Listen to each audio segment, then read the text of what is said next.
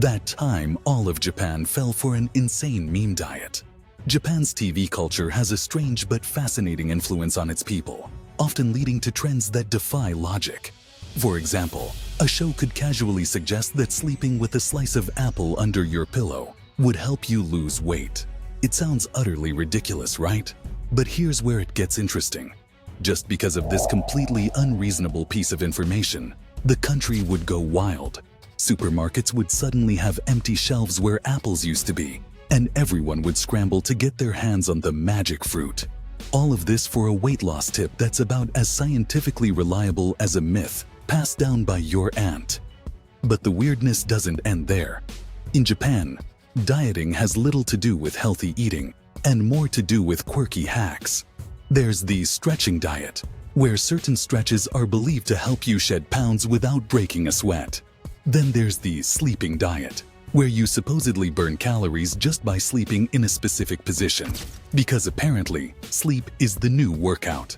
And let's not even start with the energy ball diet, which involves snacking on little balls of dried fish, rice, and other ingredients, supposedly boosting metabolism with each bite. While tasty, the idea that they hold magical weight loss powers, well, let's just say it's not exactly grounded in science. Now, let's look at that one time in Japan's most outrageous chapters in the world of diet and health obsession. The legendary Kansai TV show Hakutsu Aru Aru Daijiten, which translates to excavation, an encyclopedia of facts. This bizarre show first aired in 1996 and quickly became notorious for its wild approach to health, fitness, and lifestyle science. The show's mission was simple: deliver groundbreaking health advice to the masses. The execution, well, let's just say it was anything but grounded in reality. The hosts would make outlandish claims, backing them with what they called scientific studies that were, frankly, as credible as a tabloid headline. According to the show, cholesterol wasn't just a buildup of fatty substances in your arteries. No, it was actually caused by tiny creatures playing ping pong inside your bloodstream. And if you thought that was the most ridiculous claim, just wait. When it came to weight loss, they suggested you could skip the gym and instead hire someone to tickle you for an effective workout.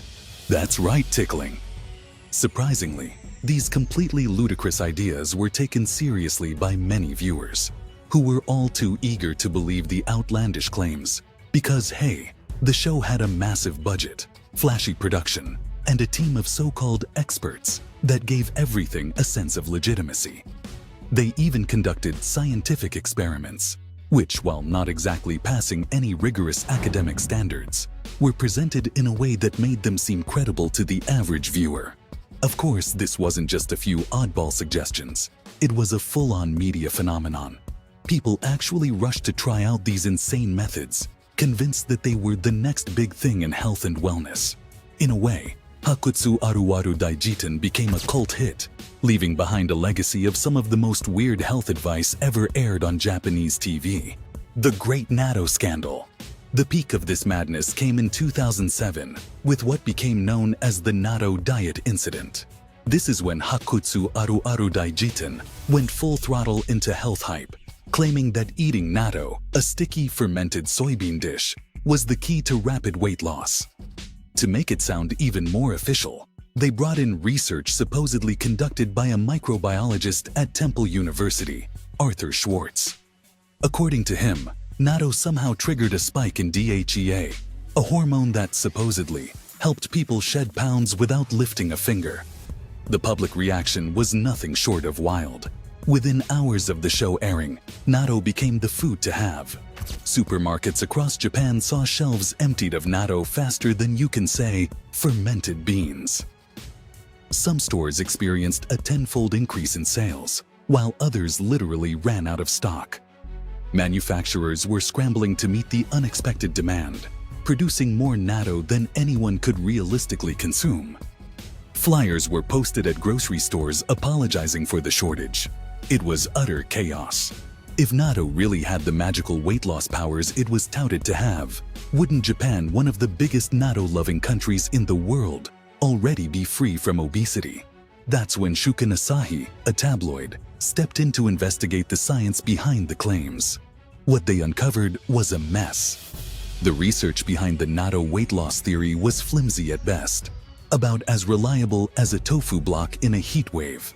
The so-called science didn't hold up, and the hype around natto quickly evaporated once it was exposed.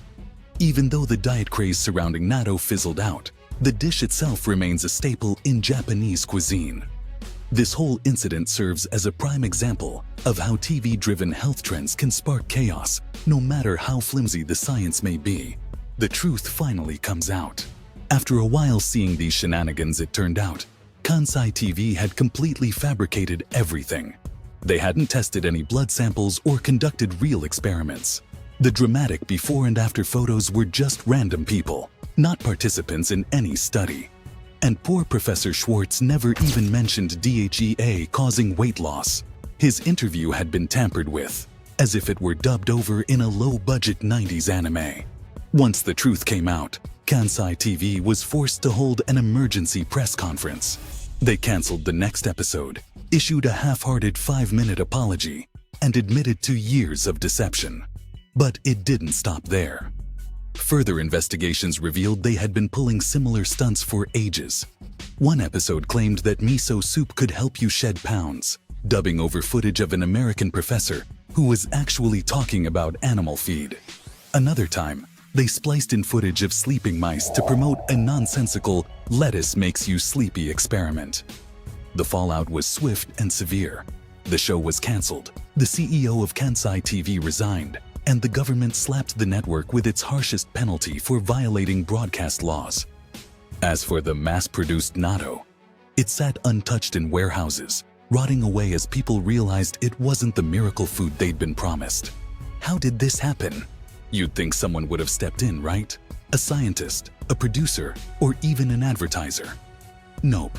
Everyone turned a blind eye because Hakutsu Aru Daijiten was making big bucks. Even Cow Corporation, the multi-billion-dollar sponsor, didn't care, so long as their products kept selling. For years they funded the show, filling commercial slots with ads for their soaps, shampoos, and cleaners.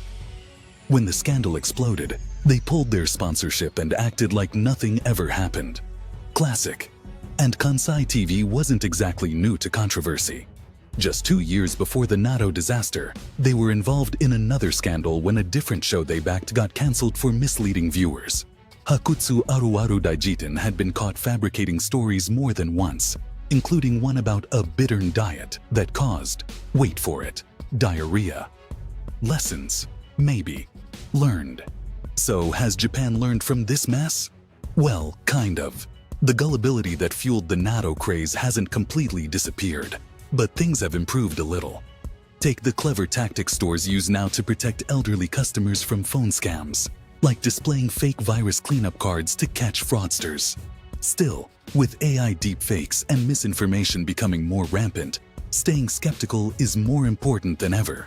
So, next time you find yourself in Japan and some wild diet fad makes the rounds, maybe just eat natto because it's delicious, not because some show promised it'll melt your fat away.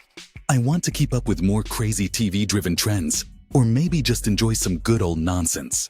Hit that subscribe button because we have plenty more where that came from.